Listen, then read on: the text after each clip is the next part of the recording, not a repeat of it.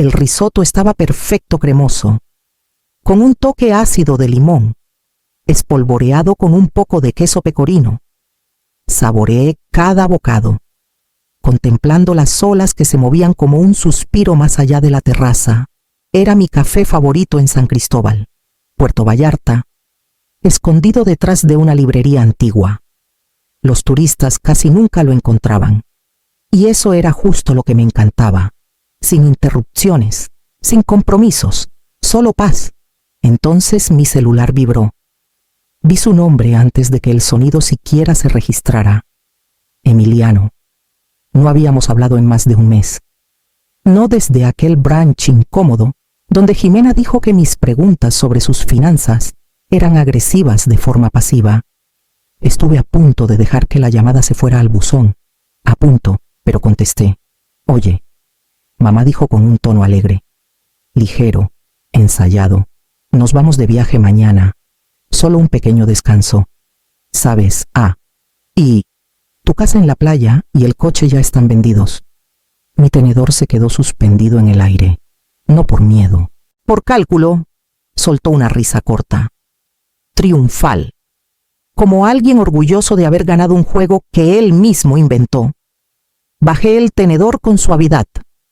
Doblé la servilleta sobre mi regazo y dije con la voz más calmada que pude. Se te olvidó una cosa. Hubo una pausa. Como que tomé un sorbo de mi agua mineral, ya fría, sin saborear nada. La realidad dije, y colgué. El mesero pasó ofreciendo postre. Lo rechacé con una sonrisa y me levanté. Emiliano solía amar el flan cuando tenía 10 años. Decía que el crujido de la costra era su sonido favorito. No se lo había preparado en años. Me puse los guantes y le hice un gesto al joven que limpiaba las mesas. Gracias. Todo estuvo perfecto. Afuera, el viento de la costa tiraba de mi abrigo. No lo abroché. Mis dedos estaban rígidos, pero mis pensamientos eran afilados. Él creía que había ganado algo. Solo olvidó quién le enseñó cómo funcionan los contratos. Cuando llegué al coche, mi mente ya estaba en el cajón bajo mi escritorio, el que tiene candado a prueba de fuego y papeles que nadie había tocado desde el funeral de Salvador. El candado dio un clic suave al girar la llave. El archivador no se había abierto en años, adentro. Las carpetas seguían apiladas exactamente como Salvador las dejó etiquetadas con su letra precisa y ordenada. Saqué la que decía Fideicomiso Bahía y la llevé al escritorio. Salvador había sido meticuloso, casi obsesivo, después de su segundo susto con el corazón. Pasó semanas redactando protecciones, capas y más capas de propiedad y fideicomisos, por si acaso. Decía, construimos los muros ahora para que no tengas que tomar una espada después. La casa en la playa nunca estuvo a mi nombre. Eso fue intencional. Un fideicomiso controlado por una empresa sin lazos familiares en el papel. Parecía una compañía fantasma cualquiera. El único hilo que me conectaba a ella estaba en esa carpeta. Encendí mi laptop y entré al sitio del registro de propiedades de Puerto Vallarta. Tardé más de lo que recordaba en navegar los formularios. Todo había cambiado desde la última vez que lo revisé, pero el número de parcela no. Lo escribí. Di clic en buscar y esperé. Ahí estaba. Una solicitud pendiente para transferir la propiedad, presentada hace 3 días. El formulario escaneado apareció en PDF, sellado con mi nombre y firmado. Excepto que no era mi firma. Lo miré por un buen rato. Los bucles eran parecidos. La inclinación casi coincidía, pero yo conocía mi propia letra. La R en Araceli estaba demasiado alta. La M no tenía su caída habitual. No era un error casual. Esto estaba estudiado, practicado. Me recosté en la silla. El zumbido de la computadora apenas audible detrás de mí. Él había visto cómo firmaba cheques. Había manejado las tarjetas de cumpleaños que escribí. Y en algún punto entre la herencia y el resentimiento, decidió que mi firma era suya para tomar prestada. Cerré la pantalla y abrí la carpeta por completo. El título original seguía intacto, fechado, notariado, con testigos. El nombre de Ignacio estaba en los pies legales. Junto al de Salvador, pasé los dedos por el borde del papel. Emiliano pensaba que había vendido algo, pero la verdad era que nunca tuvo ni un clavo en esas paredes. Me levanté. Guardé la carpeta con llave y caminé a la cocina. El celular de respaldo seguía ahí, escondido entre 2 libros de recetas que nadie había abierto en años. Llevé el formulario impreso a la ventana donde la luz era más fuerte, incluso en la bruma de la tarde. Ahora lo veía claramente. La firma falsificada no era una copia descuidada, era deliberada, practicada, casi reverente en lo cerca que estaba de la mía. La M era del mismo tamaño, pero la curva era más cerrada. Él siempre apresuraba su cursiva. La R estaba demasiado controlada, como si intentara ser demasiado cuidadoso, y la cola de la L final estaba mal, demasiado inclinada, demasiado joven. No era una suposición, era un estudio. Debió observarme firmando tarjetas navideñas, rastrear recibos, notar los ángulos cuando no estaba prestando atención. No recientemente, durante años. No era la firma lo que dolía, era la confianza que debió tener al escribirla, como si nunca me fuera a dar cuenta, como si ya me hubiera hecho a un lado. Volví al archivador, saqué una segunda carpeta, esta, marcada Mecánica del Fideicomiso. Tenía los documentos que Salvador redactó después de su última hospitalización. Su letra estaba por todas partes, limpia, inclinada, deliberada. En la última página del conjunto de instrucciones, había escrito: no asumas que la confianza es permanente. Mantén los ojos abiertos, especialmente con la familia. Esa última línea estaba subrayada 2 veces. Me quedé con eso por un buen rato. Siempre pensé que Salvador estaba siendo paranoico. Puse los ojos en blanco. Le dije que Emiliano era impulsivo, no cruel, que Jimena era intensa, no calculadora, que Paloma los mantendría honestos, pero Salvador no creía en confiar en el carácter cuando la ley podía hacer el trabajo. Pasé el dedo por el subrayado. Luego doblé el documento de nuevo. No solo falsificó mi nombre, contó con mi silencio, con mi costumbre de no hacer olas, con la madre que decía sí más de lo que debía y que elegía la paz antes que el orgullo. Me levanté lentamente, el corazón firme ahora. Pensó que no respondería. Tomé mi abrigo y la memoria USB plateada en el cajón del escritorio. Era hora de probar qué más creían que nunca haría. La oficina era más nueva de lo que esperaba. Líneas limpias, vidrio esmerilado, una fuente de agua murmurando tonterías en la esquina. Llevaba pantalones beige, una bufanda de seda discreta y los lentes de sol grandes que solo usaba para recoger a alguien en el aeropuerto. Mi nombre hoy era Leonor Vargas, una viuda inofensiva de Morelia, vagamente interesada en algo frente al mar y privado. La recepcionista ni parpadeó. Me escoltaron a una sala de juntas minimalista con demasiado cromo. Un agente joven llegó momentos después, cabello perfecto, reloj caro, loción que llegaba antes que él. Se presentó como Adrián, sonrió, se inclinó hacia adelante. Entonces, tenemos algo realmente especial que está a punto de liberarse, frente al mar, con vista a la bahía. Técnicamente está prevendido, pero creo que podríamos tener una oportunidad si actuamos rápido. Incliné la cabeza, manteniendo la voz suave. Prevendido asintió. Los vendedores son familia. Están finalizando el título. Es más bien un trámite a estas alturas. ¿Quién está en el título?, pregunté, dejando que un toque de inocencia se colara en la pregunta. Dudó. Es a través de una entidad en capas, una empresa antigua, un esquema heredado. Asentí lentamente. Suena seguro. Luego metí la mano en mi bolso y puse una delgada memoria USB plateada en la mesa. Él la miró, confundido. Siempre hago mi diligencia, dije con ligereza, deslizando una tarjeta de presentación con un logo falso de una empresa.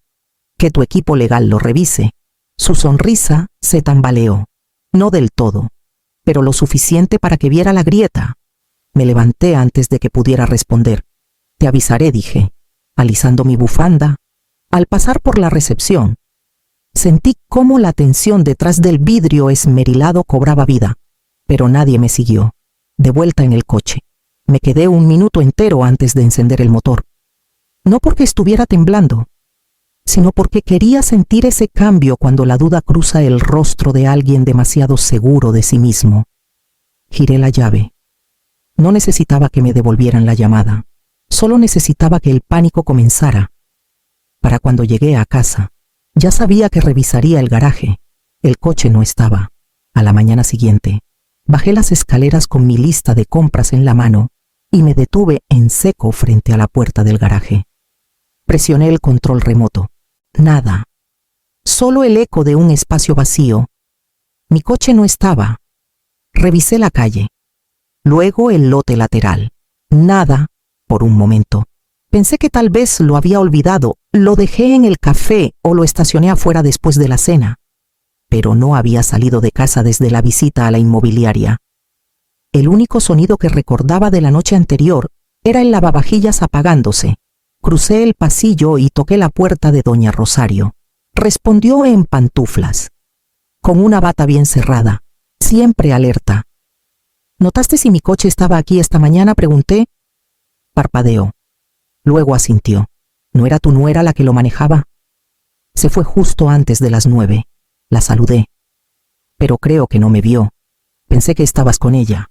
Sonreí cortésmente. Le agradecí y regresé adentro. Jimena siempre había sabido mentir con facilidad, pero tomar el coche no fue un error, fue una prueba. El contrato de arrendamiento no estaba a mi nombre, estaba bajo uno de los fideicomisos de activos que Salvador creó, registrado bajo una línea comercial diseñada para aislar. Todavía tenía el contacto. Llamé a la compañía y reporté con calma un uso no autorizado. Posible transporte fuera del estado, agregué. No hicieron muchas preguntas. En una hora, recibí una actualización. El GPS había marcado en el sur de Sinaloa. El vehículo fue recuperado y confiscado al atardecer, sin confrontaciones, sin gritos, solo papeles. No pensaron que lo notaría, o tal vez creyeron que lo dejaría pasar de cualquier forma. Subestimaron a la mujer que firmó el contrato original. Colgué y caminé al estudio.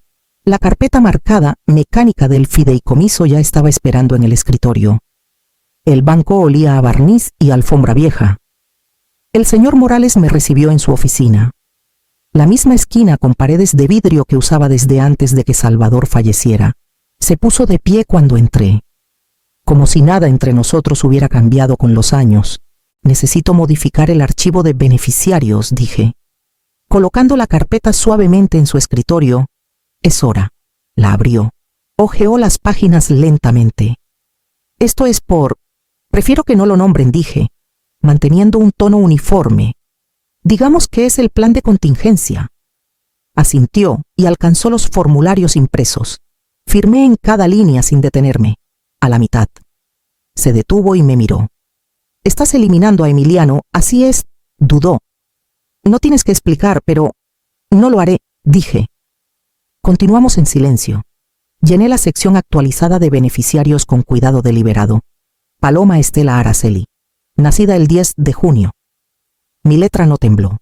¿Quieres que se le notifique?, preguntó. Aún no. Está demasiado cerca de ellos. Asintió de nuevo y deslizó los documentos en un sobre formal sellado con el sello del banco. Lo archivaré antes del mediodía. Me levanté. Ajusté mi bufanda. Etiqueta este archivo como Contingencia 2025. Manténlo sellado. Sostuvo mi mirada por un momento. Luego dio una pequeña sonrisa. Por supuesto, de vuelta en casa. Coloqué el archivo actualizado en el cajón del estudio, justo detrás de la copia de las notas originales de estructuración de Salvador, por primera vez en semanas. Mis manos no temblaron.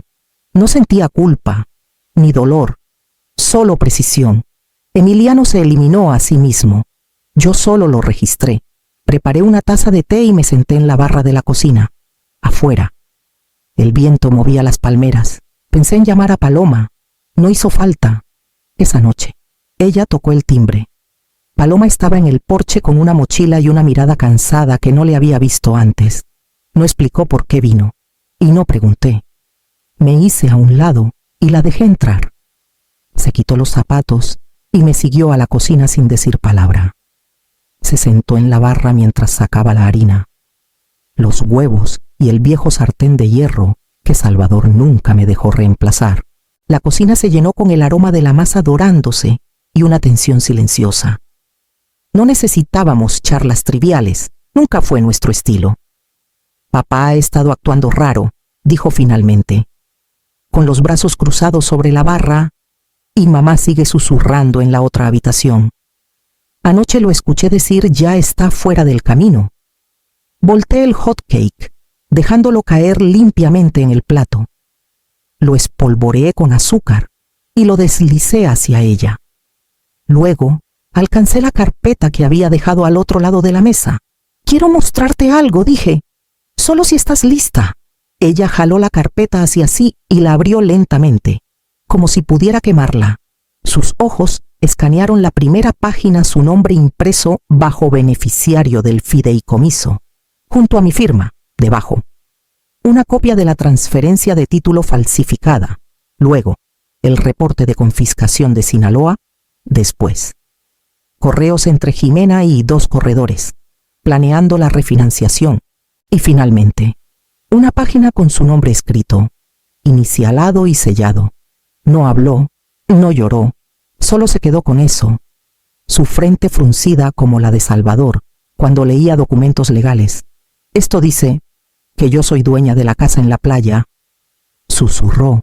Aún no dije, pero algún día, después de que cumplas 25, legalmente, completamente.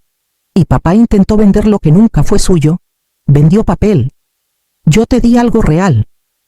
Miró su plato, luego la carpeta. No sonrió, pero tampoco apartó la mirada. Le serví té. Lo tomó con miel, como yo. Nos sentamos juntas, en silencio. Mientras el sol se movía lentamente por el azulejo, se quedó a dormir. Dormí mejor de lo que había dormido en semanas, hasta que llegó el golpe en la puerta a la mañana siguiente. El golpe fue fuerte y rápido, sin pausas entre los toques. No necesitaba mirar por la mirilla. Abrí la puerta y los encontré a ambos en el porche Emiliano rígido, con el rostro enrojecido, Jimena escondida detrás de unos lentes de sol enormes, con los brazos cruzados. ¿Qué demonios hiciste?, espetó Emiliano, dando un paso como si fuera a entrar sin permiso. Lo dejé. Jimena lo siguió. Su silencio más frágil de lo usual, en cuanto la puerta se cerró. Emiliano se volvió hacia mí. Estás arruinando todo. Ni siquiera entiendes lo que has hecho. Tomé el celular que estaba en la mesa del pasillo y toqué el botón rojo. La pantalla se iluminó. Grabando. Entiendo perfectamente, dije. Falsificaste mi nombre. Intentaste transferir activos protegidos. Usaste el coche sin autorización y ahora estás aquí, en mi casa, alzando la voz. Jimena dio un paso adelante, con la voz cortante. No dramatices, podemos arreglarlo, pero tienes que dejar de jugar. Alcancé el sobre que había dejado junto a la tetera esa mañana.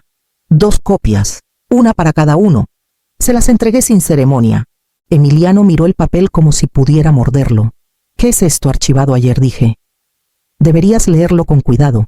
Por un momento, nadie habló. Luego la mandíbula de Emiliano se tensó. Jimena aún no se había quitado los lentes. Fuera, dije, suave y firme. Lo hicieron. Sin gritos, sin portazos, solo el sonido de los zapatos contra el azulejo. Luego, el peso de la puerta cerrándose tras ellos. No miré por la ventana.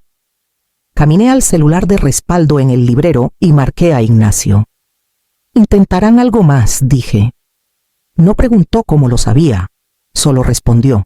Entonces nos mantenemos un paso adelante. Me paré en la ventana y finalmente los vi irse. Jimena hablaba con las manos. Emiliano no decía nada. Parecían más pequeños que hace una hora, para el fin de semana. El anuncio de la venta desapareció. El detective Raúl Fuentes llegó justo después de las 10, sin sirenas, sin mostrar placa. Solo un golpe suave y una carpeta de cuero bajo el brazo. Se presentó con un asentimiento y un tranquilo «¿Puedo pasar?». Lo llevé a la cocina y serví té sin preguntar si quería. Lo aceptó. Con una mano ya abriendo la carpeta en la barra, recibimos algunos documentos de la oficina de títulos del condado de Jalisco, dijo. Colocando fotocopias. Un empleado notó inconsistencias en una solicitud de transferencia de título. Eso nos llevó a otras dos, todas vinculadas a la misma propiedad, todas bajo tu nombre. Asentí una vez. No fue mi letra. Pasó a las páginas de las firmas, lo sabemos. La curva no coincide. La presión del trazo no es la misma. Estamos haciendo comparaciones ahora. Pero lo hiciste fácil.